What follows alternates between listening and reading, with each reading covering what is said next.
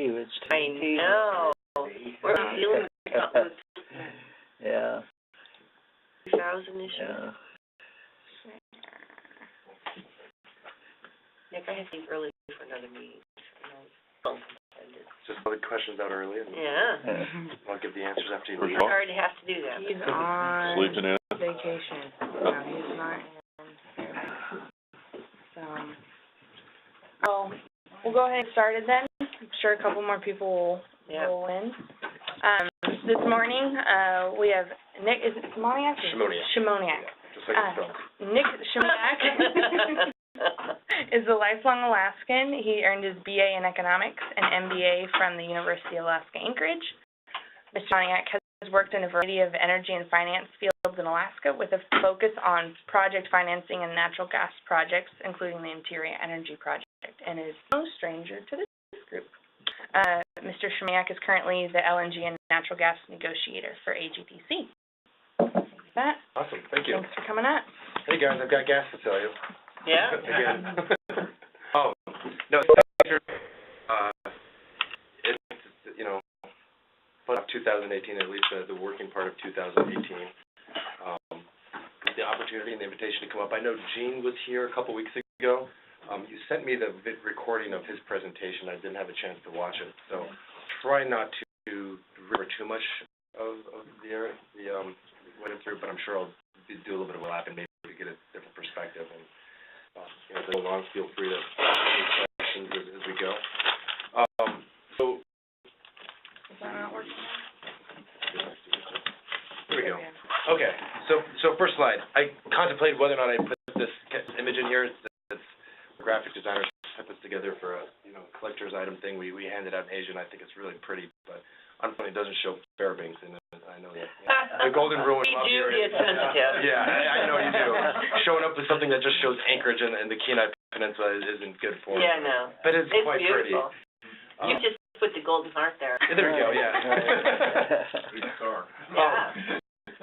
Well, I know I was asked to come in and talk about the in-state use of the gas, and I will. And this exists for the in-state market, but it has to be ridden in the back of the LNG export. I'll start off talking about the LNG export economics and a discussion of how this project is actually going to work, whether or not it's real, people ask.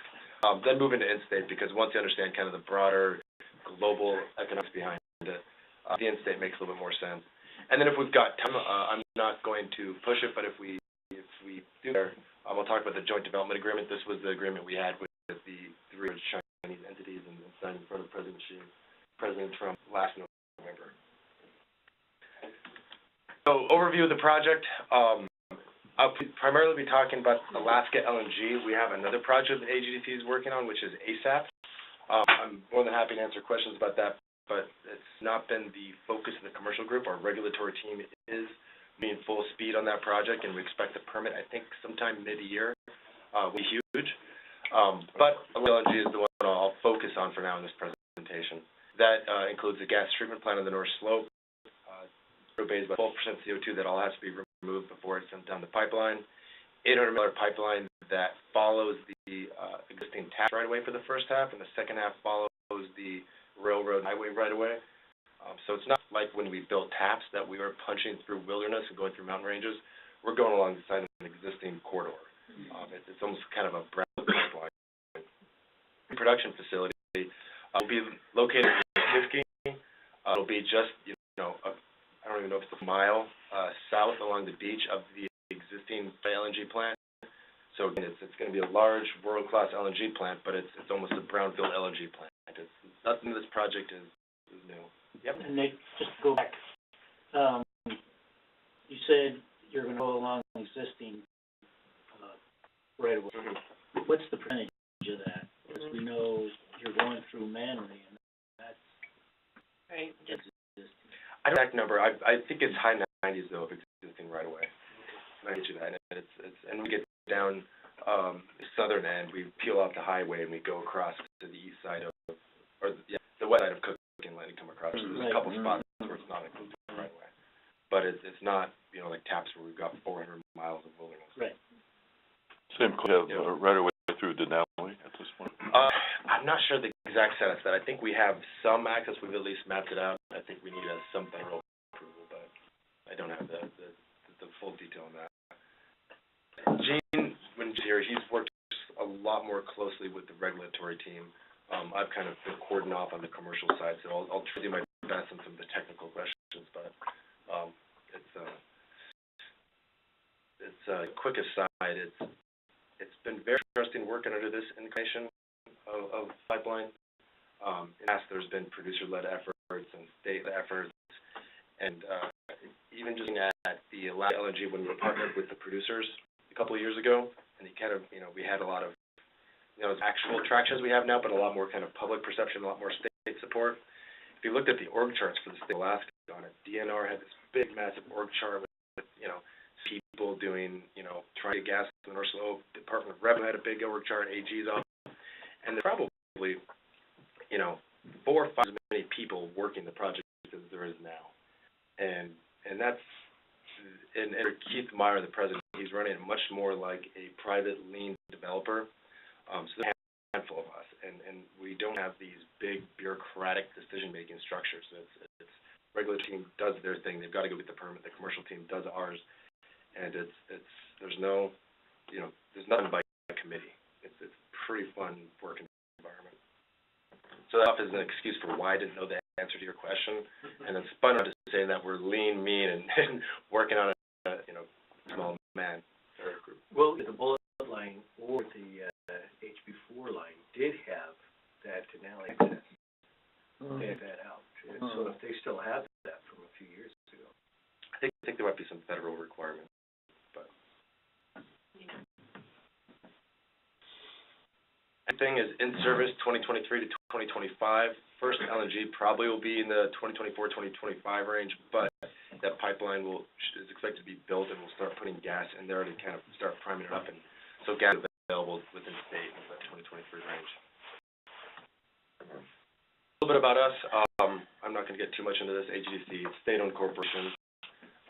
We have a statutory mandate to develop Alaska LNG. We're very much approaching it like a private company, not a state company, but we are doing it for the benefit of the state. There are benefits the state would get out of this that a normal private developer wouldn't, and there's also benefits a private developer would. So with that data, it's created an interesting, people, a lot of times will say, well, if the producers walked away, it must not be economic, right? There's a smart decision.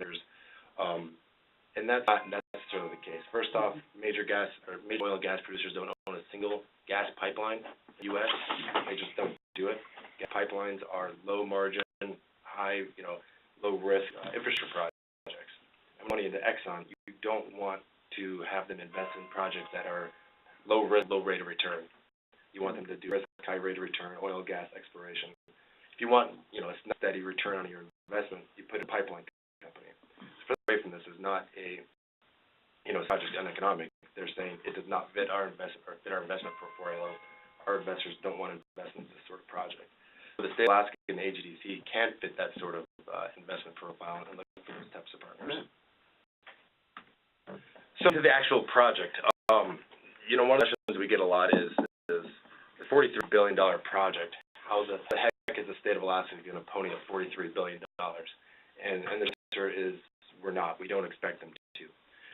We expect this project to be underwritten by LNG supply contracts.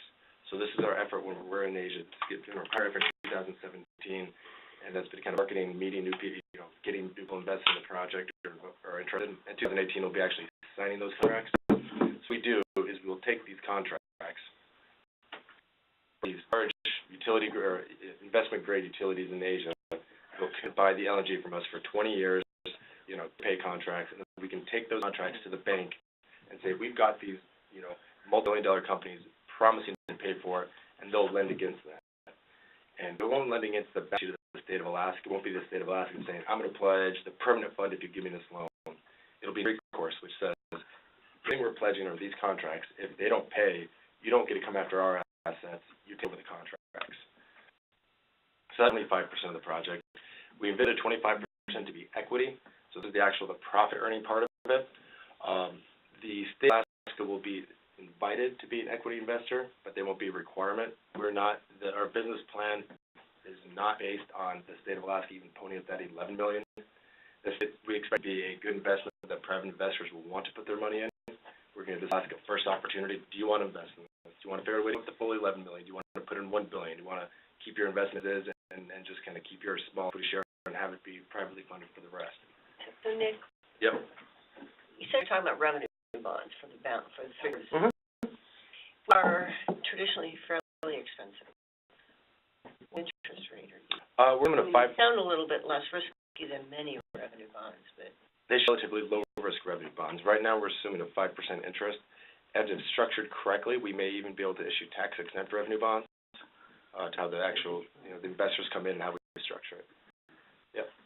Questions, or not many questions. One question that's always been asked is, will Alaskans be allowed to invest in it?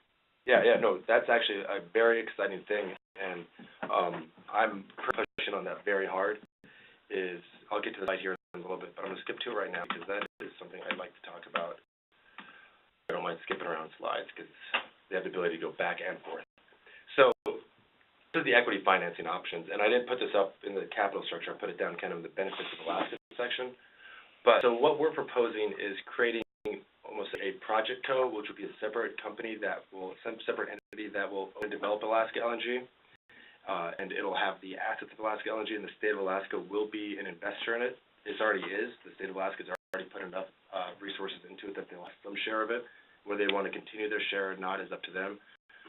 We'll go out and seek private third parties, but by statute, we're also required to have Alaskans invest, Alaska regional corporations, Alaska municipalities, and Alaska themselves. We're not required to have them invest, or you're required to allow them to invest? We're technically required to have DOR do a feasibility of allowing to have them the opportunity to invest, but we really want to do. And we'd love to set it up in a way where they get first crack, they give you the first ones in, and then before we go out to the private market, and then go out to Wall Street and have Wall Street start putting money in, so that those initial first Alaska investors kind of get that uplift once our valuation increases. So this is something we're getting pretty excited about. It's the opportunity for Alaskans and the state of Alaskans to put their money in, but we can start bringing private money in and start running a little bit more like a private company. What we want to do is be going to the legislature every year and asking for more money. We've appropriated already, and we'll want to use that money. But we want to go to the legislature and say, hey, we've got this hot investment. Do you want to put money in? If not, we're going to go off and find it somewhere else. Is this something we can do quick? Yep.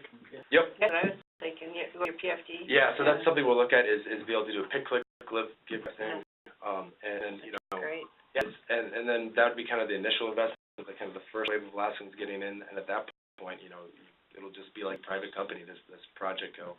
AGDC itself might not be a privately run company. I don't know if they'll have that, but we'll be an investor into this project go with Alaskans and then the private money. Minimum amount of investment for private individuals, Alaskans? I don't know. I'm not sure exactly how we're going to get around that. There's some regulatory issues in terms of what we're allowed to seek. So a typical entity like this, if we're going to go out and raise investors, we couldn't go to regular, guys off the street.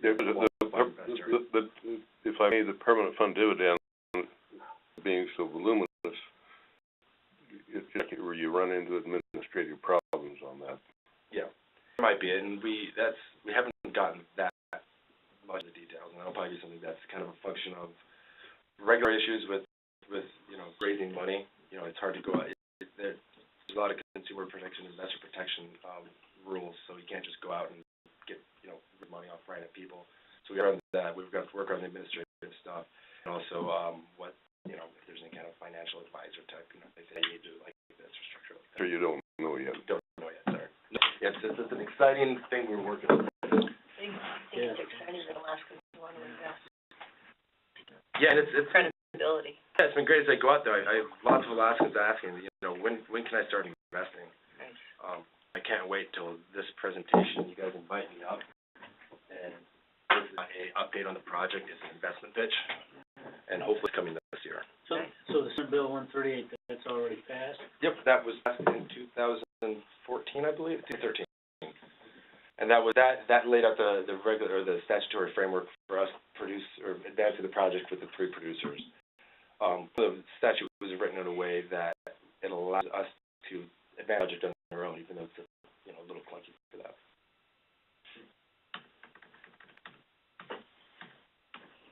I'm not going to get too far into the project economics, except for to kind of derive this concept home.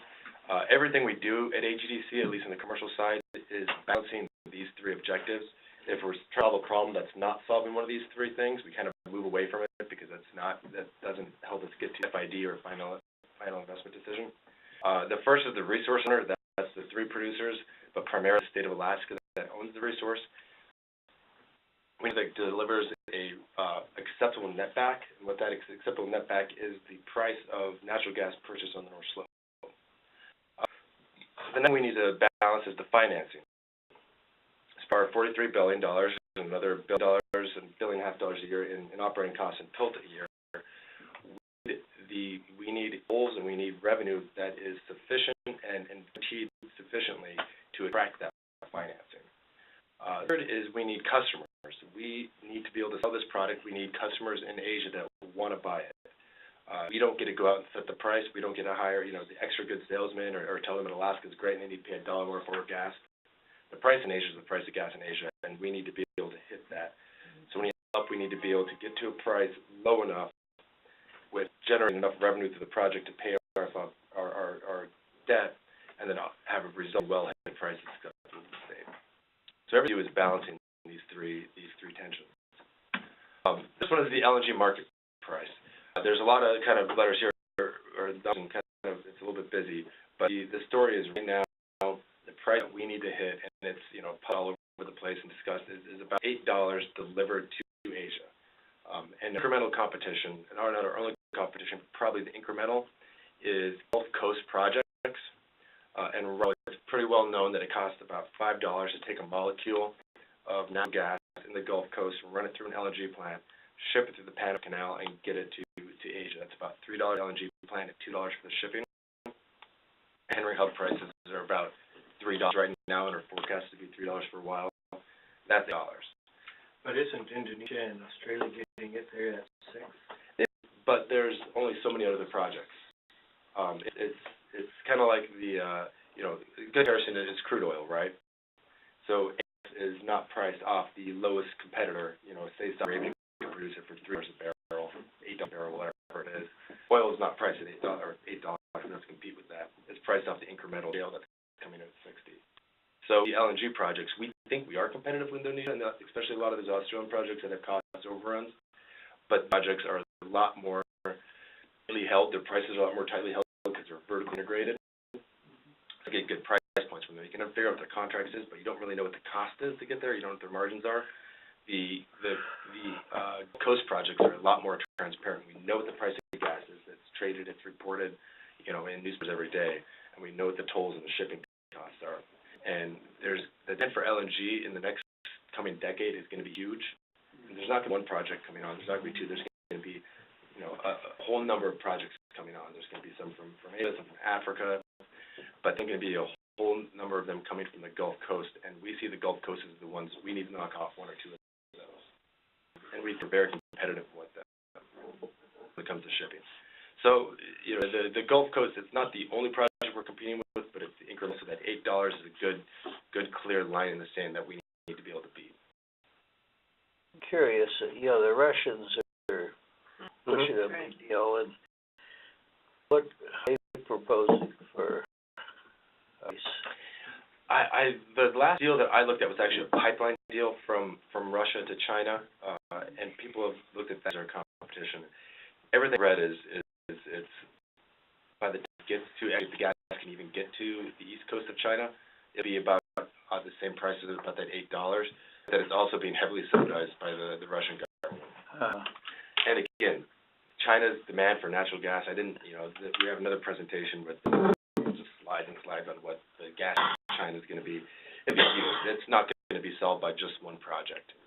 They're going to have to bring on, the world's largest user of coal. Their president said, move off coal. We need natural gas. We need to, we're committed to meeting climate change goals. We're committed to cleaning the air. Buy natural gas, and there's no way they're going to buy it from just Russia or just Africa or just Qatar. They're awfully good at manipulating the trading dollar, though. They can manipulate the trading dollar to their advantage. Yes, and that's the, when I get into the development agreement, that's something I could kind of discuss a little bit how we're trying to mitigate against that. That's something that we can protect against. So the first triangle is $8. We're not going to sell for $9. $8 would be what we sell for. This is essentially just showing shipping. One of the big advantages we have is it's a direct route. Before that, in the AGDC office, we need to ban any world maps that splits the world down the Pacific. And we have maps that split it down the Atlantic to show how close we are to our Asian markets, not on the other side of the piece of paper. And these Gulf Coast projects we're competing with, just a couple weeks ago, news came out that the Panama Canal was going to limit the amount of LNG carriers that can go through each day to only one. It would severely limit the amount of LNG projects that you could build in the Gulf Coast. What's their reason? Their reason was just capacity. I think they can only allow like 18 ships through a day, so they're competing with containers that are going back and forth. Didn't they just Extend enlarge it? Yeah, to bigger, allow these super bigger tankers? tankers? Yeah, so it's still only going to be one tanker. It'll just be a little bit larger tanker. But that's proposed. No, they're rule. That's the Yeah. rule now. And right now, there's only one LNG plant that's operating in the Gulf Coast, so it can make that one a day. But all these competing projects, and even the expansion of those ones, they're up in arms. Unless they can convince the Panama Canal through price or political pressure, or whatever else, to allow more, it's gonna severely choke back the amount of production. Is there a reason for the arrows coming from China to Alaska instead of the other way? Is there I think that's because if I had to guess, it's the dollars flow from China. I don't know too much into how this flight was. 2 cents is the bottom? It's 80 cents a ship, which is, $2 out of the Gulf Coast, just because you're going, very far and have to go through the Panama Canal. Yeah, and this is one of these things that we knew was an advantage, but the customers really like this. Not only is it a direct shot, and the fact we've been shipping uninterrupted from Kenai, a site that's a potato shot of our proposed for uninterrupted, and there's not a single, we don't have to do a single canal, we don't have to go through a single, street that has, ice. Yeah, really limited ice. There's limited ice. It's not like we're coming across the top with and having to use icebreakers, and if a war breaks out in the Middle East, we don't have to go through some choked off point with a lot of tension in it. So it's a huge advantage. We're as you guys spent the last few years trying to figure out how you get LNG to Fairbanks. Security supply is a huge concern. The trucking up the road is difficult. Imagine you're trucking through a potential war zone, and if it gets interrupted, you're a utility. You keep the lights on. So this is, as they look around the world and they see us, they see us as a very low risk project. Is there an estimate of what that would mean in terms of monetizing the price? Interesting advantage. Yeah, just in terms of the security shipping, I mean, theoretically, people would pay a little bit more because Yeah. it's pure, say, supply route. But I don't know if that's 20 cents and it can be, BTU or. It's definitely, it's quantify. When war breaks out, that'll be easy. Exactly. It's hard to quantify. The other thing that's hard to quantify is a lot of these other projects, they're, like the Gulf Coast project were $3 to Henry Hub. It wasn't long ago, less than a decade ago, the Henry Hub was $12, $14. Right. And we're not proposing prices, we're proposing relatively fixed prices. And you guys... Well, that's a new model, right? Yeah, this is, and this is a community that knows better than anywhere else that when oil goes up to $140, it has a serious impact on the economy. Well, in the last 5 years, too, you've also gone from 70% long contracts to 70% spot pricing. So how's that going? Not quite 70% spot pricing, but it's a lot more spot pricing. And we trying to tell, we have some of our competitors who want to sell in spot, like these oil companies that want this high risk return. They want, if there's a price, they want to be able to sell these cargoes for $3, and maybe they lose money a few years. So they're going to tell the market we move to spot prices. We're kind of telling the countermeasures, these long-term stable prices are better for you as a utility customer. This, don't be fooled by these people trying to sell this. We're in the market selling relatively stable prices in a world where we're competing against relatively more volatile prices. Really what you're selling is stability of we're always showing stable shipping, low prices, stable politics, stable. Yep, stable regime, yeah, exactly. So there's a, hard to quantify premium to that, but if we're $8 and someone else is $8, Right. that helps us win. Do we hear if they resell their excess? Generally, no. We don't have any restrictions on it. And the market's moving away from that. In the past, there's been what they call destination clauses, which is, okay, if you buy, you've got to take it here and you can't do anything else, and that helps. It's kind of a competitive. You're selling over here too, you don't want them to take it and go compete with you. The market's moving away from that, and we don't expect to have those in there.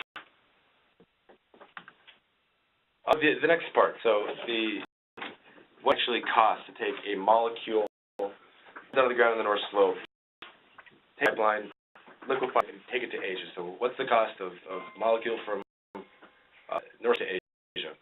So the first part is the operations in PILT. $1.4 is the money that stays in Alaska. The PILT is payment in lieu of taxes for municipalities. Then operate, all that O&M will be spent in state.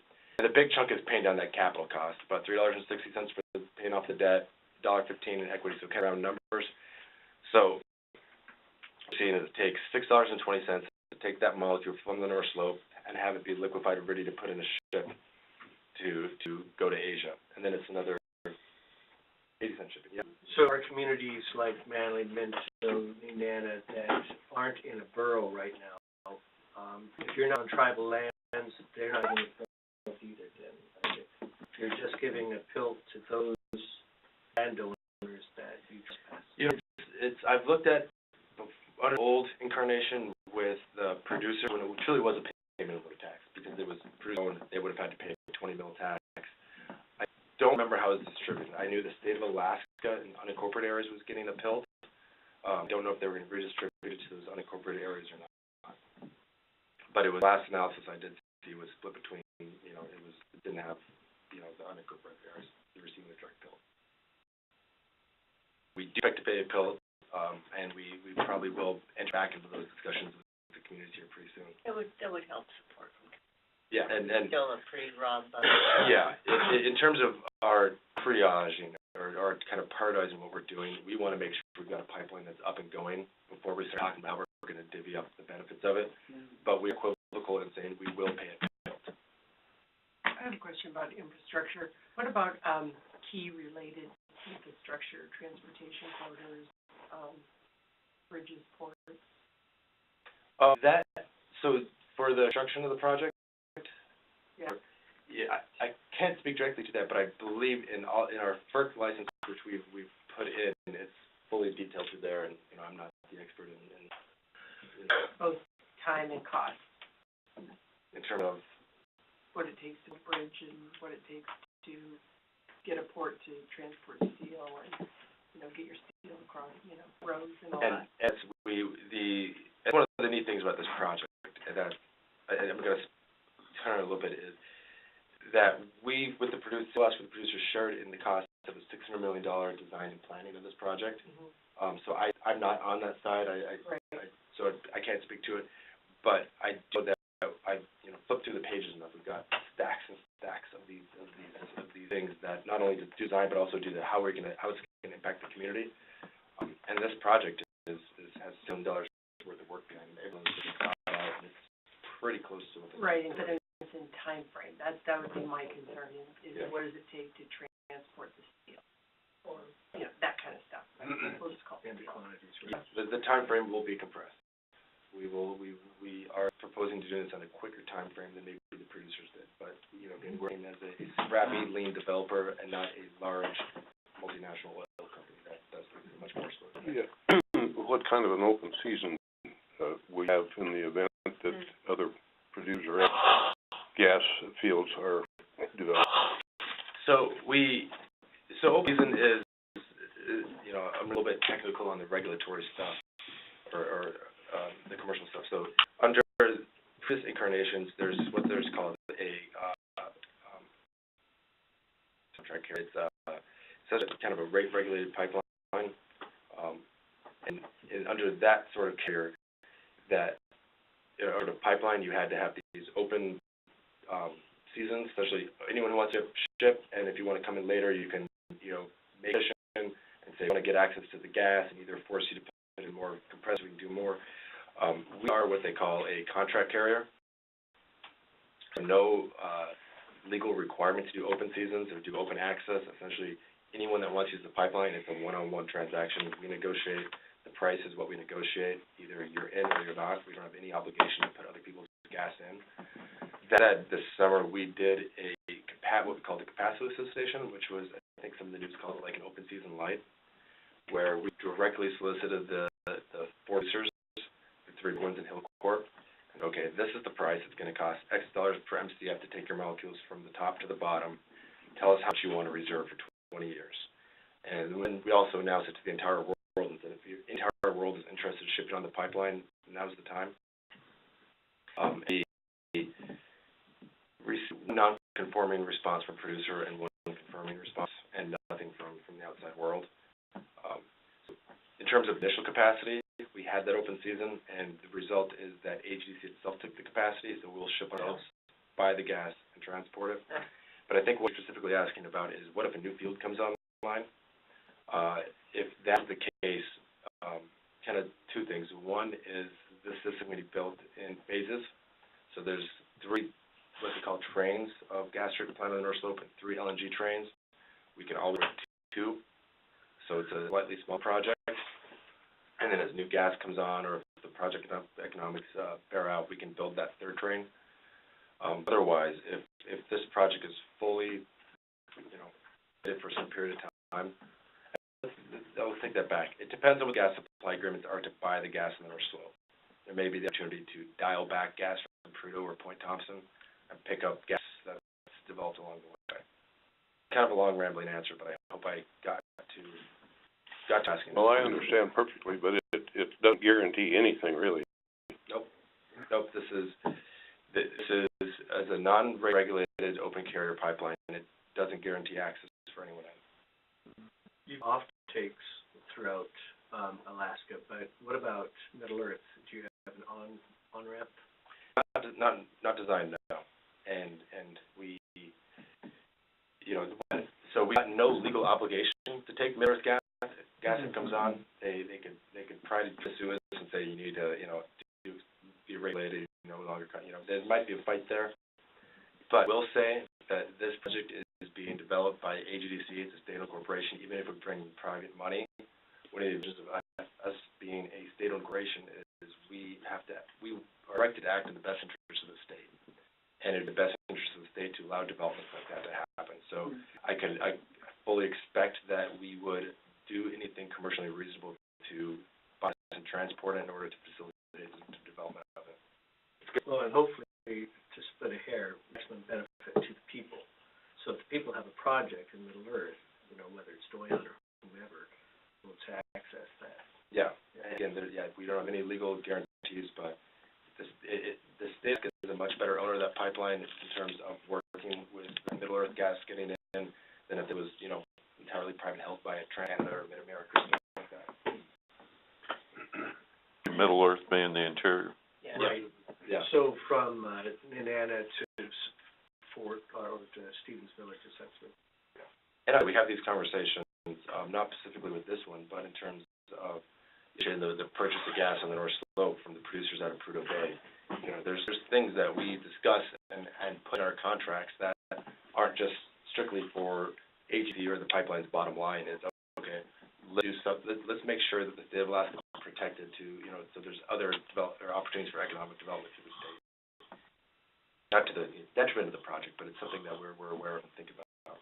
Welding to your $8 goal. Yes, exactly. So it's not stuff that's going to cost us more money, but if there's, if there's a right that we can reserve in order to do, X or Y, and we think there might be an opportunity that would help just kind of general development of the state, we hold on to that.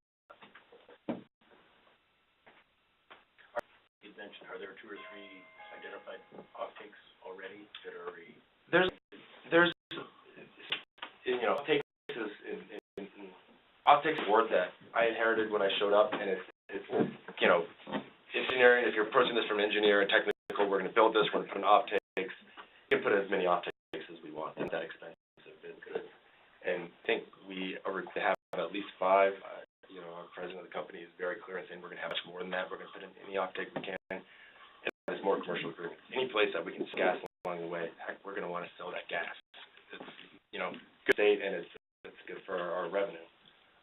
So if there's a spot to get it, we'll pull it off, and I think we've done some engineering that really brought down the expected cost of an offtake.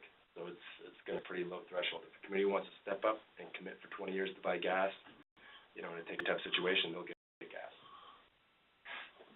Here's your bud. Need us. Let's invest, this committee. I can't I'll wait invest in the pipeline, not. We want to talk about investing in moves and offtake. So we have $8 price, shipping, $6.20 use the system. So that results in a $1 net back. That is, when you look at what the market paid and what it costs to get there, that provides $1 for gas up on the North Slope at today's current prices, which results in about $1 billion worth of revenue every year between the three producers in the state of Alaska as the royalty, or taking its royalty share. You did your ask to the producers. Mm-hmm. Was part of the ask, like, how much capacity would you like to reserve at a $1? No, so we offer them was how much capacity do you want to reserve at functionally the $6.20. Okay. And if you think you sell that gas for more than $8, or maybe you don't want a stable price, maybe you don't want a nice stable dollar at the North Slope, you want to go out there and take the risk that maybe it goes lower than $8, but maybe it goes back up to $14 again. Mhm. And you want to move out from just kind of accepting this. Come toll, commit a for-year toll for 20 years, and you get that price for whatever you want into Asia, and we don't care what your net back is. Just basically check every month for your capacity. And largely they said no, we're not interested in doing that. So we've moved to discussions to buy their gas. There still may be opportunities for something similar to allow the producer to come back in and market LNG in the future, but right strong efforts on buying gas from the North Slope. Sure. So the gas is sold on the slope right now for $1. There's a couple different contracts out there. Okay. I don't know if any are at $1. Okay. But it's small volumes, and Okay. it's Itty bitty.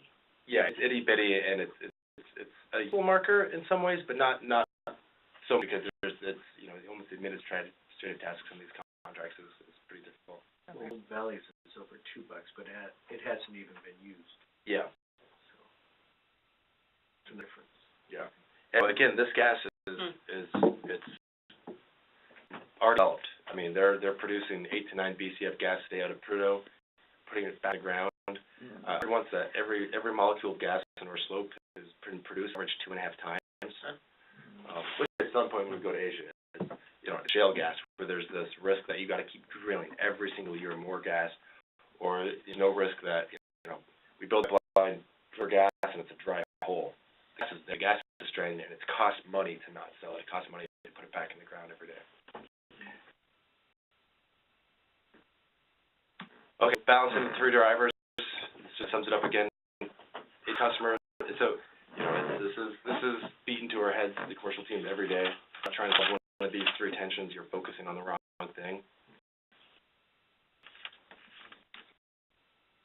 This kind of moves into, so that's kind of the project economics overview. And now the next few slides are on, in-state benefits, pricing plus what this means for the state of Alaska.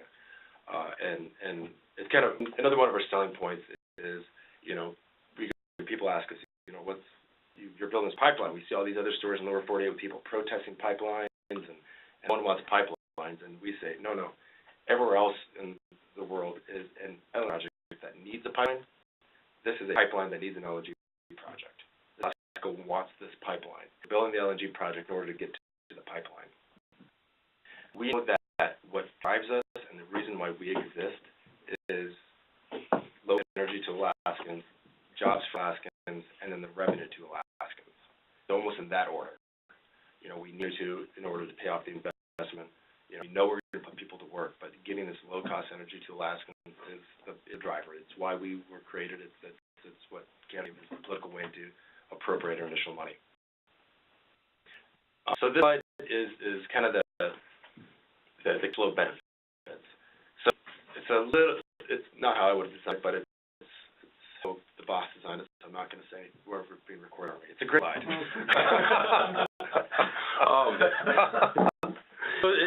So the project itself costs about $6 billion a year in terms of total revenue requirement, and the $1 billion or so is for the gas supply in the North Slope. A quarter of that, $250 million, will go to the state of Alaska in terms of royalty sales or taxes gas. $750 or so million will go to the producers, which is itself a great benefit for the state when we're giving up to $750 million, almost $1 billion, to three of the largest, most important companies in the state of Alaska.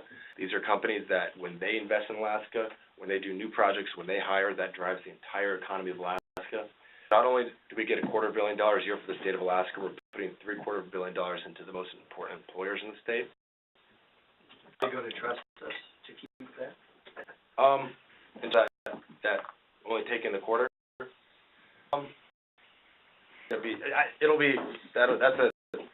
We'll have those conversations. But that is tricky, and you know, it's, you know, they always ask for fiscal certainty, right? That's something they've talked about for years and years.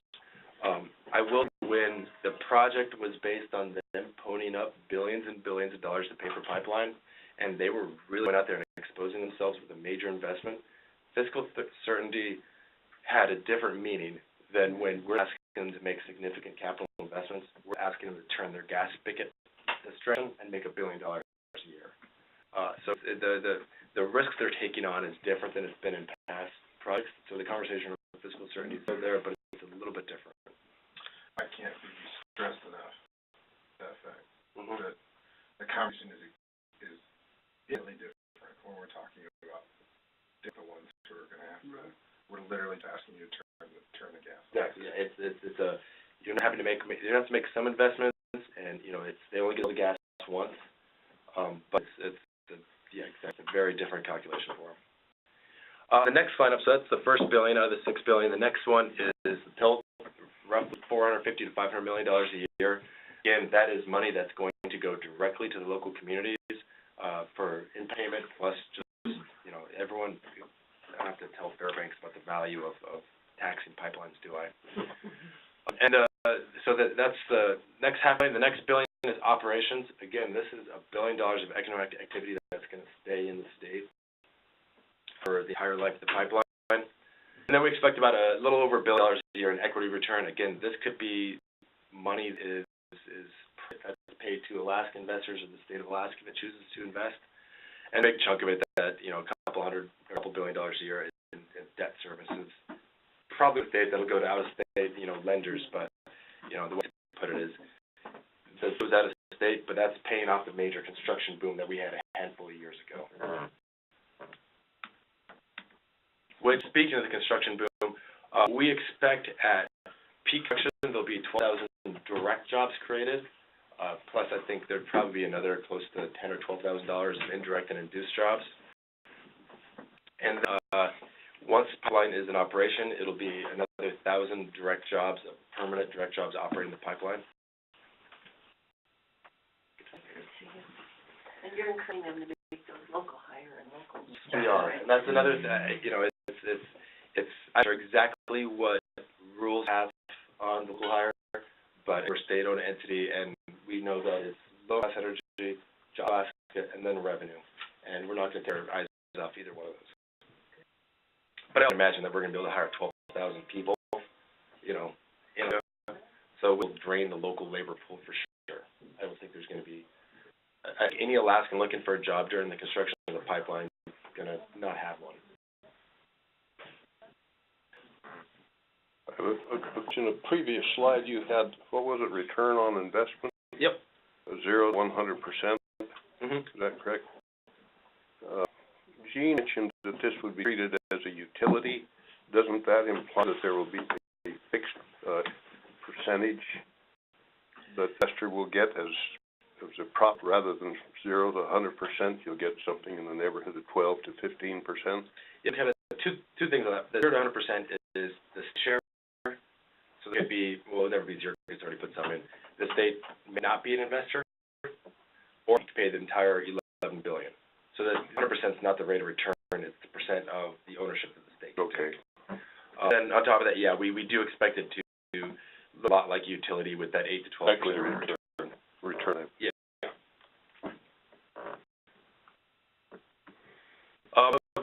For Alaskans, this project it's kind of fun going out into the communities and talking about selling gas, primarily because for years they've been kind of accustomed to the prices might be off ASAP, and it is an important project. It ensures that there's gas for Alaskans for decades. The economics are very challenged.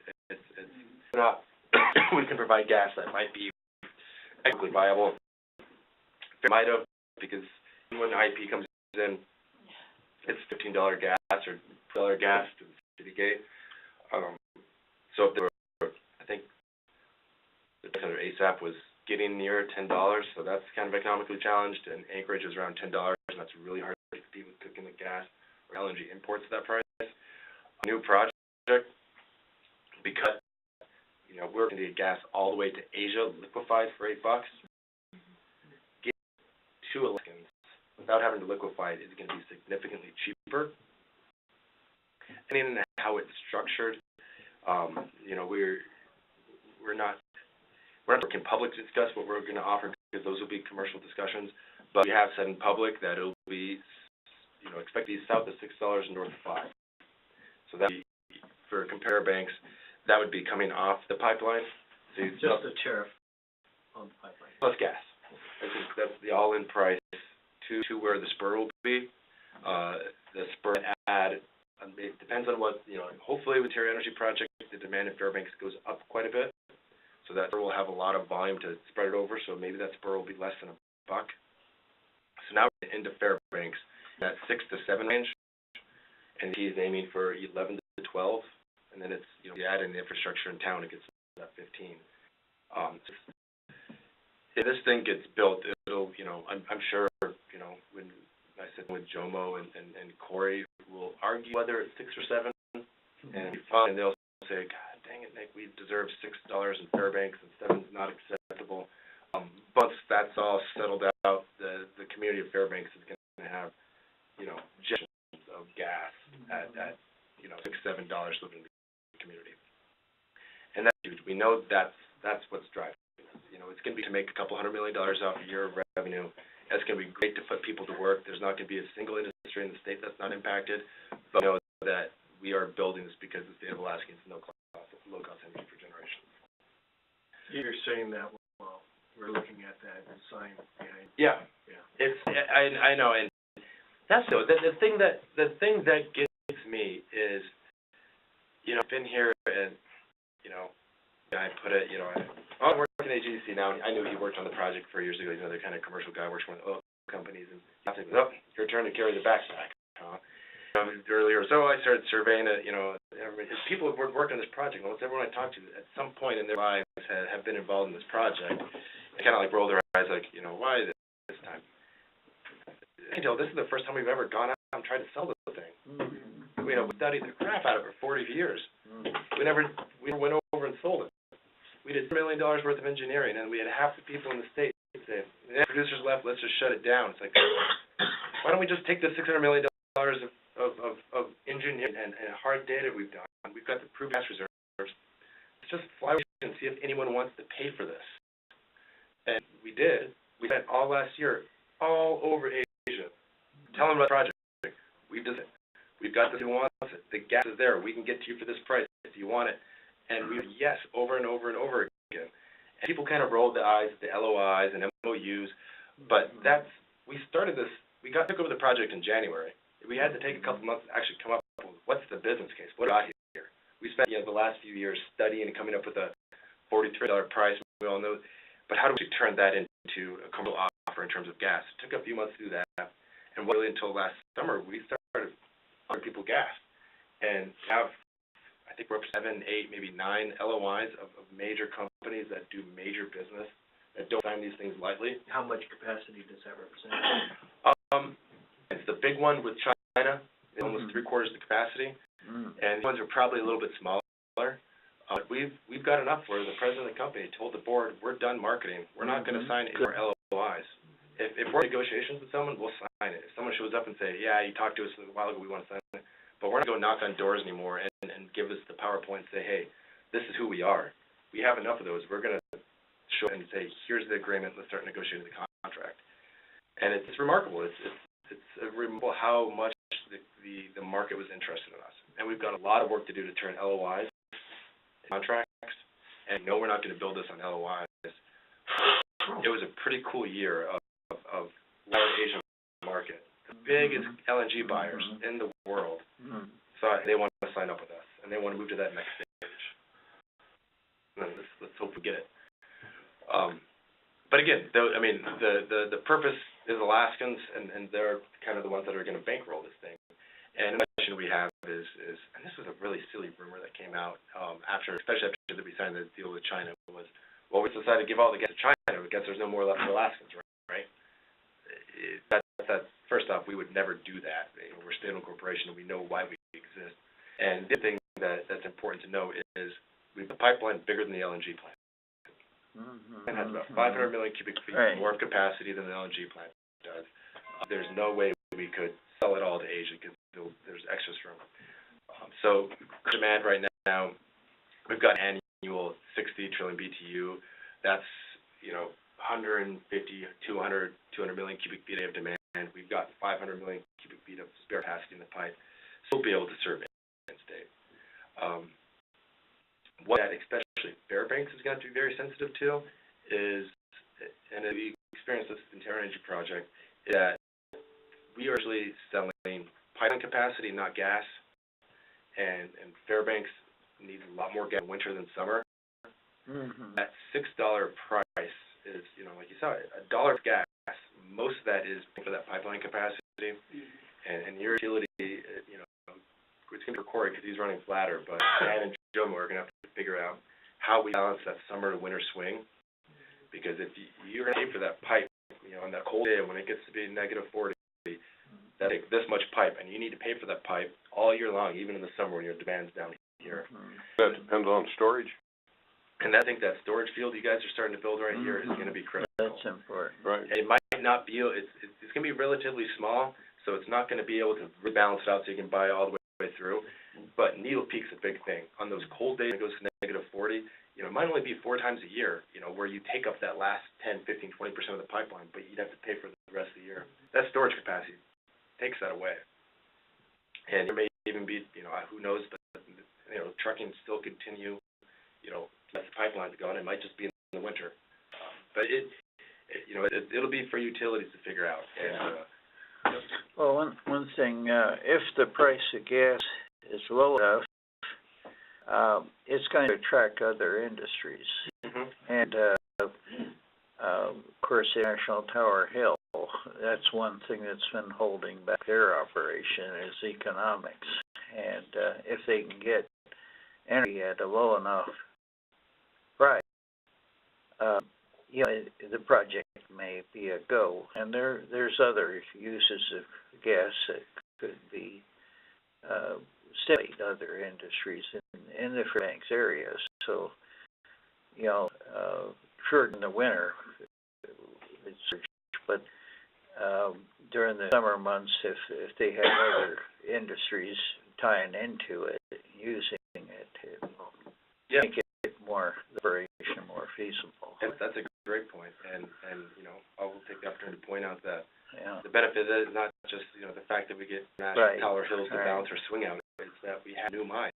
And I can't imagine the projects in the state and industry that'll take off when you offer them 50-plus years of stable price gas. Yeah. That begs the question in my mind, and that is that, can various entities get together to help manage that swing? In other words, let's say that, this won't be their energy profile. Let's say that International Tower Hills goes and let's say that their operations are 10 times in the summer what they are in the winter because logistics.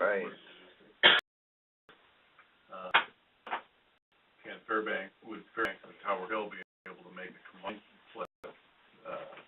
purchase of a portion of that pipe. I think that'd be a great way to do it.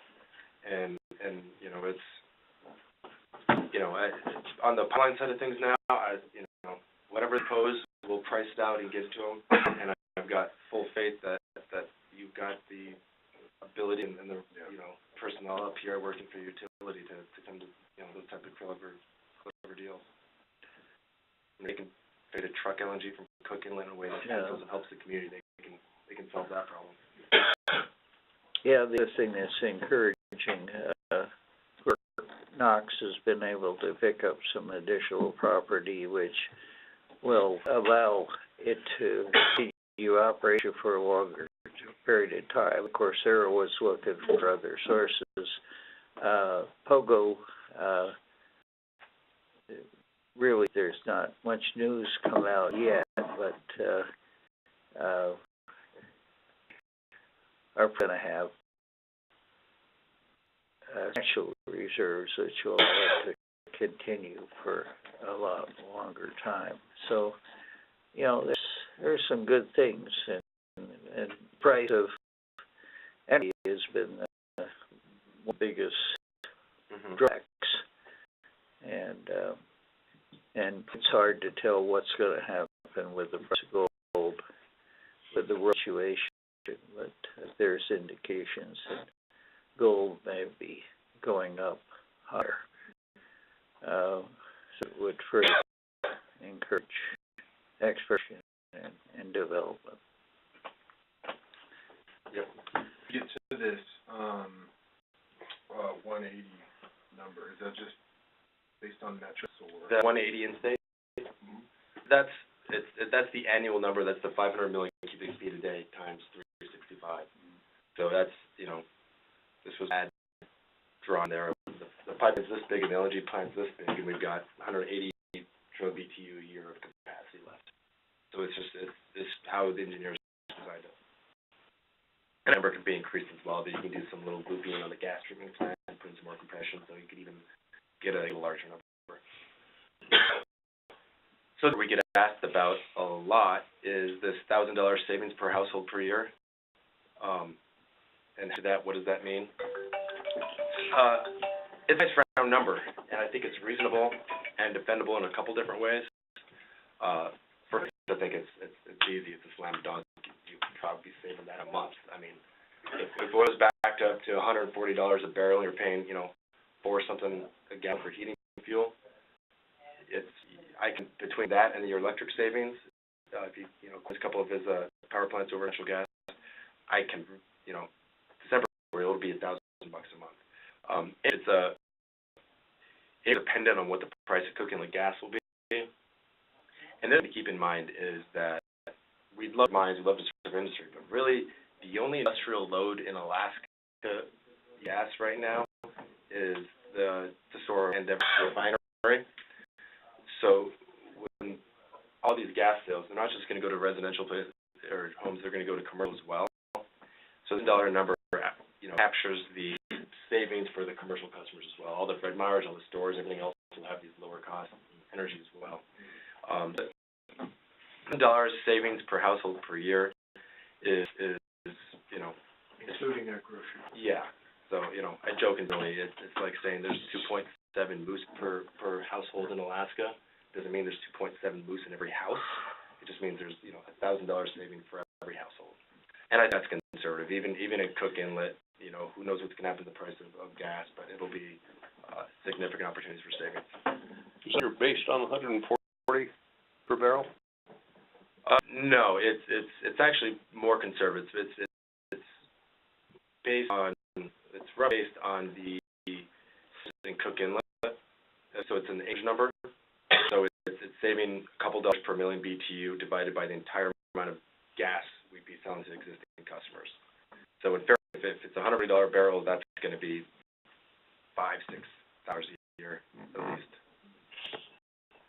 $1,000 if under, you know, $50. I don't look for it to get to 140. Yeah. No, you'll have savings even at low oil prices. The whole nation converts to gas, it'll be competitive with oil. Won't go out the ton because it has to compete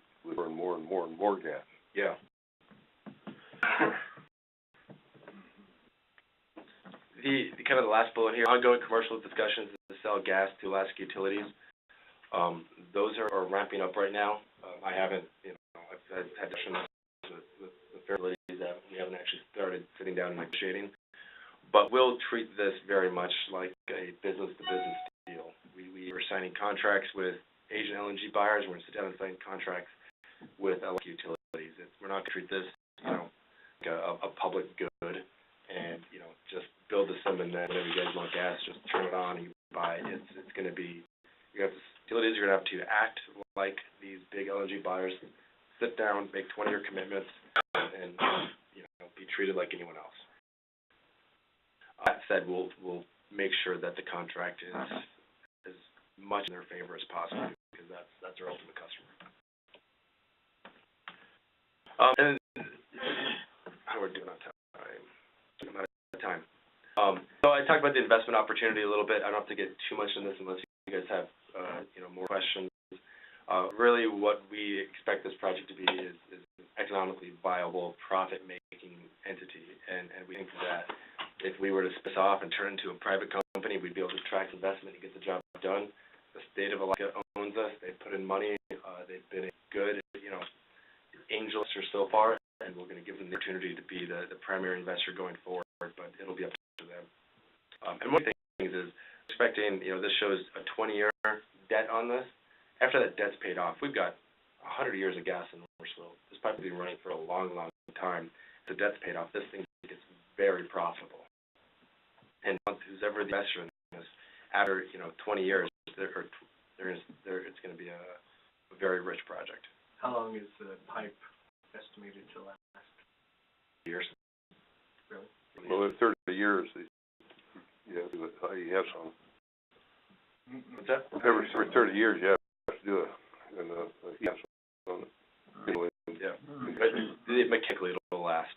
Yeah, mechanically. Yeah. The present pipeline is in, about 10 years of the 30 year. Yeah. IES. We're not talking about this one. That's fine. Let's move into the joint development agreement, which I decided to put on if we had time at the end, and we don't. So I'll I'm happy to talk about it, but I'm not going to go 30 minutes over to expand the scope of the presentation. But any other questions before we break up, or I'm more than happy to stick around. You're primarily China as a customer, and I'm just thinking, geopolitical risk is involved here. If we start shooting at China or vice versa, these contracts are going to be null and void because they won't pay for it. They won't. Have you factored that into any extent? Not directly, no. And it's that risk that always exists. And we expect that a contract like this will actually, be good for the geopolitical nature. I mean, it ties us very closely with China. And I think that, AC went over there, gas, LNG, let's sell LNG. Let's go sell that. They need LNG. We've got it. This is a great match. And we go over there, and one of the things that we discovered is how China wants a lot more than LNG. Right. LNG is their foray into Alaska. Right. They see this is a great first step. They are the world's largest resource producer. Alaska is like, the breadbasket of resources. Right. We're ranked #1 in the world for minerals, resources, and massive amounts of oil and natural gas and fisheries and everything. So China, this is a larger game where they want a trade partner with Alaska. We can be an alternative for Russia. It's direct. We're in their backyard. We've got all the resources they would need, and they see this as a great, with Alaska. And they're making a major push for us. Put a plug in. The governor is doing. We work for a board, not the governor, but I think this is a great opportunity. The governor doing a trade mission to China in May, I believe. And if anyone has a business or an idea or something where they would buy or source materials or goods out of China or sell to China or any opportunities to do business with China, I would get a hold of this trade mission and go. It's, China is the largest market in the world for buying and selling possible. But this mission will go over there with the governor and the highest levels of the Chinese government. And if you need to source widgets or if you want to sell widgets, instead of having to go to China and knock on all the doors and find it yourself, you're going to have the highest level of the Chinese government partnering you up and placing you and making the connections for you. So I think there's going to be, complete LNG. If anyone's got a business that could benefit from this trade mission, I would get on it. It's going to be a pretty great opportunity. Good stuff, Nick, thanks. I'd love to come here, and like I said, I really like this group, and it's, guys, the dedication you guys have to this community and the energy up here. It was worthwhile to talk about the project. Any last questions? Yeah, well, I sure appreciate you coming up, and, the pieces seem to be coming together, and, I didn't know whether I'd see the day that, pipeline gets built. I sure hope so, and play our cards right. I think everybody's gonna benefit, and, I'm not afraid of working with the Chinese. They're gonna be a stronger power than we are down the road, but, if we have cooperation between each other, I think it's probably for the better of the world economy. And I think the stars are getting aligned. They're aligning. There's a lot of work to do and a lot of needles left to thread. Oh, God, yeah. Lining up more than I would have expected to go when I started. Yeah. Well, thanks, guys. Thanks. Great. Very Very good.